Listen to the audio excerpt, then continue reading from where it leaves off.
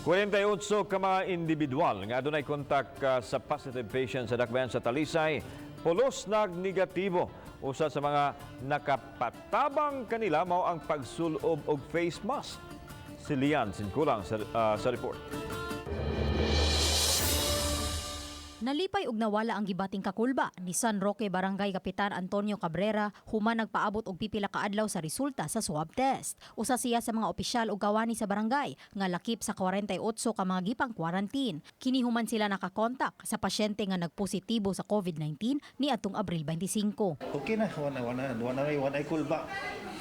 Kay katong naging simana, puro kulba ba? Likuyog lang ko sa akong mga sakop, mga tanod. Sa migawas nga resulta sa swab test sa miaging weekend, nagnegatibo ang tanang 48 ka mga tawo nga gipang test.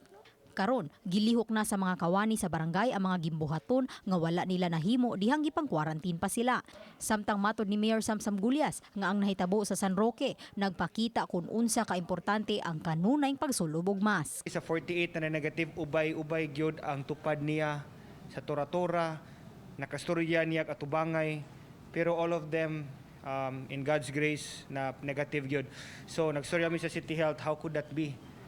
Then the use of mask ni patient 2 and the use of mask sa iyahang gipang atubang, which we believe is really a big factor. Sa pikas bahin, nalakip na usab ang mga molupyo sa maong barangay sa schedule sa pag-adto sa Tabunok Public Market matag Martes o Biyernes.